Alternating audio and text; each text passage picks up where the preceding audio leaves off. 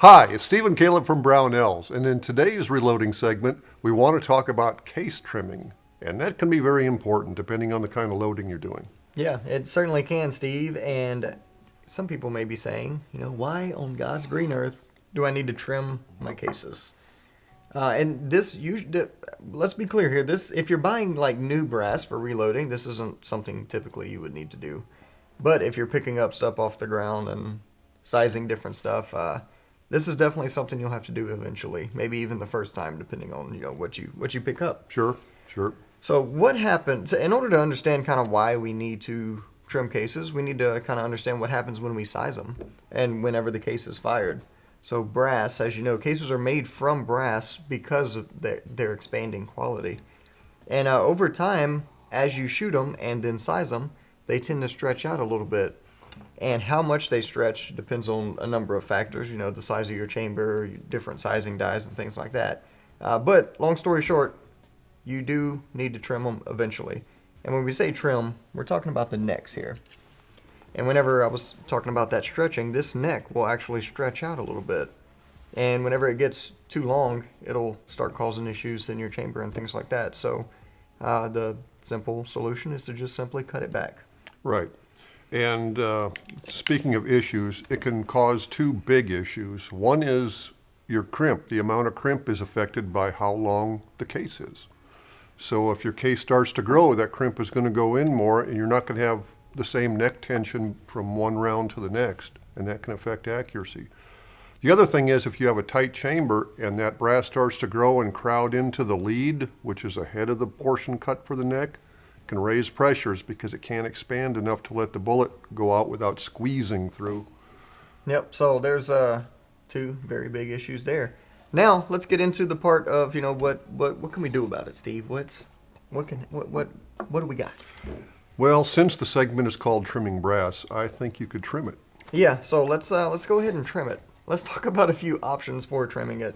The main one we're going to be focusing on here. This is the Sinclair L.E. Wilson trimming setup. This is the setup for trimming, and the only one we happen to have on hand. Yeah, and well, we have this little pro one here. Oh, I forgot about that. Yeah, we have this one.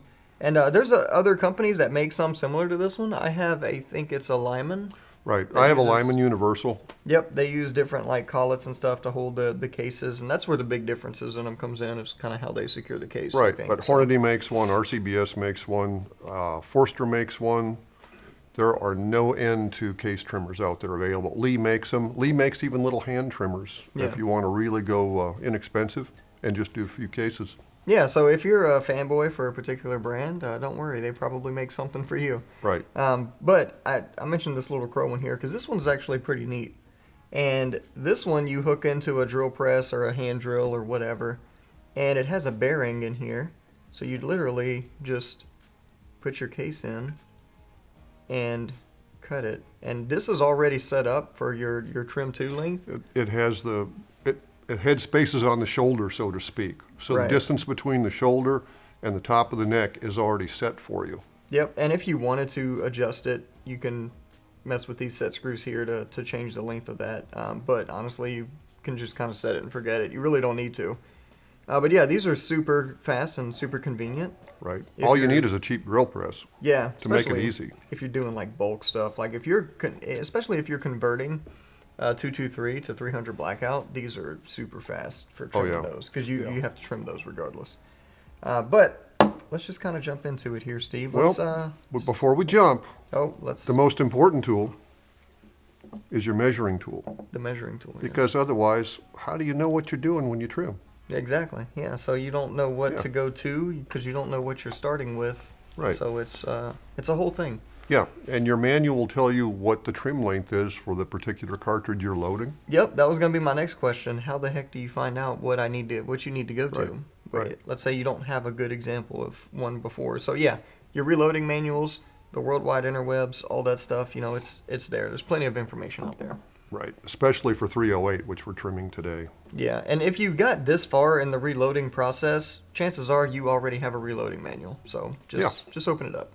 Right. So how does this fancy machine work here? Well, you're the expert, right? Some days. I hope we're not. There's a going case up there already.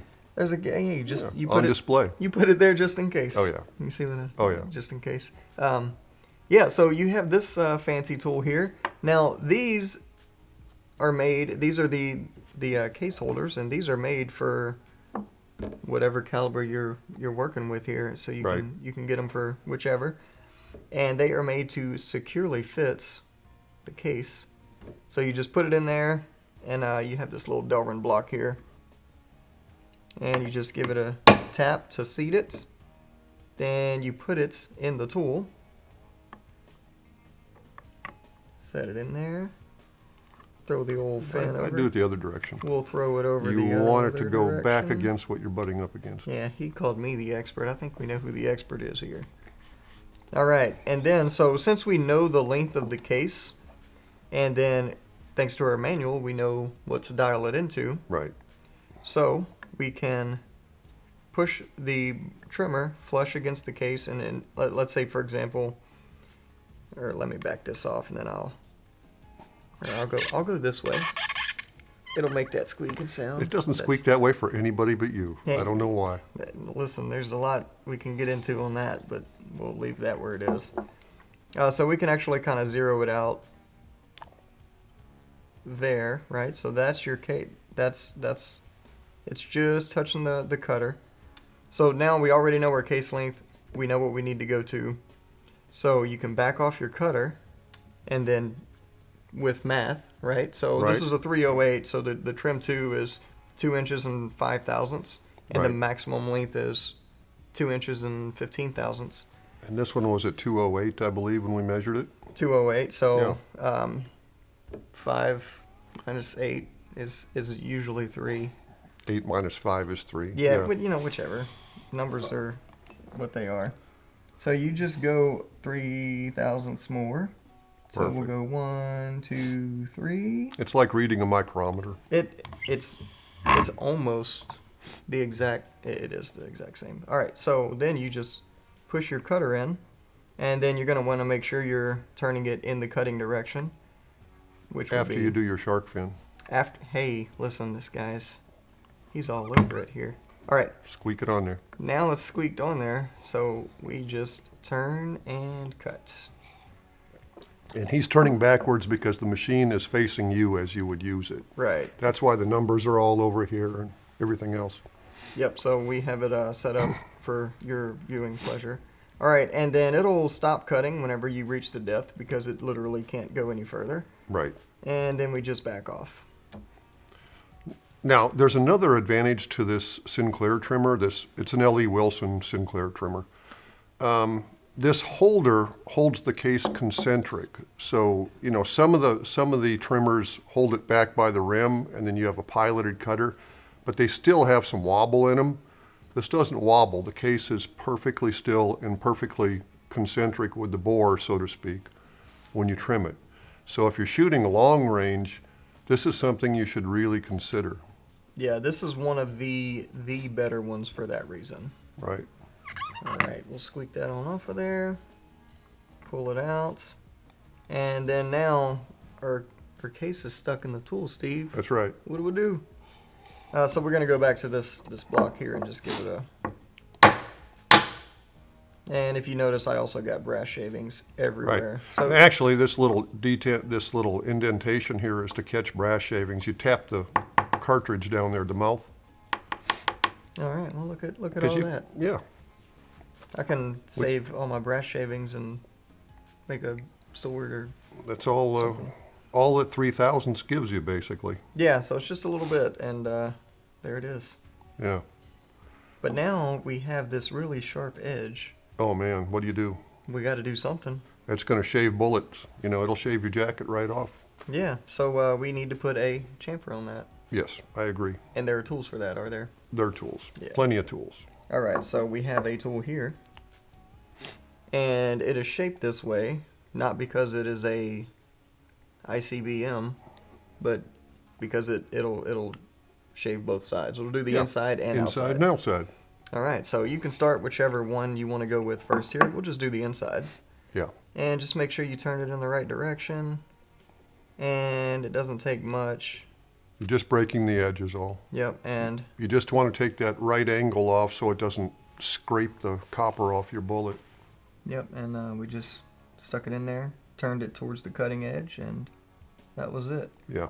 Now we can do the outside edge. They also make, motorized housings that take this attachment and other attachments to prep your brass. Hornady and RCBS make them, and Sinclair has a motorized unit.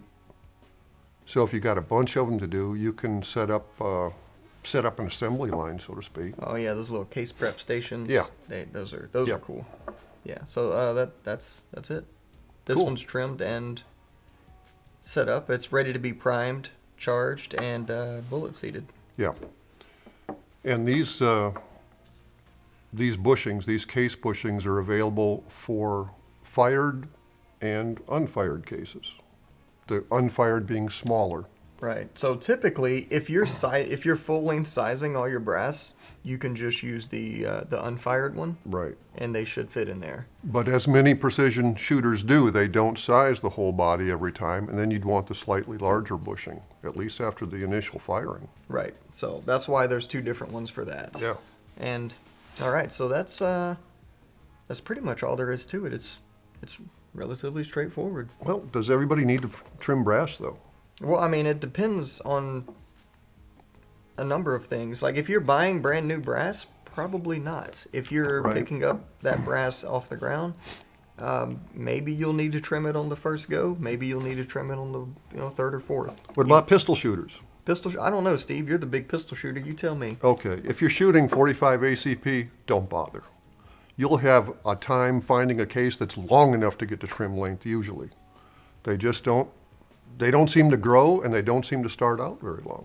All right. Well, what if you're shooting something like 357 Magnum or something? I like to trim those cases because the crimp is important. I'm shooting cast lead bullets, Keith bullets for the most part, and the crimp has to be consistent if you want to be able to, have a good group on your target. All right. Well, It's a big deal. Okay. So yeah, and with that being said, if you don't know if you're going to need to trim your particular cartridge, especially if you're shooting handgun, there's a ton of resources out there.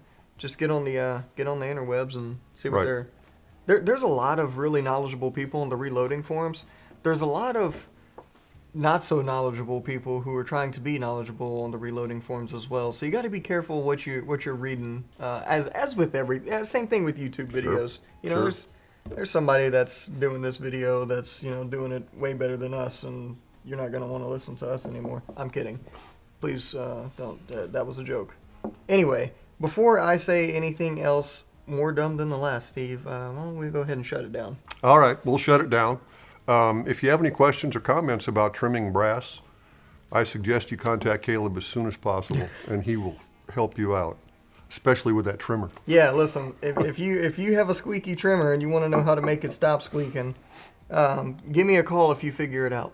In the meantime, we're going to keep on reloading, and we'll see you in the next episode. Thanks for watching.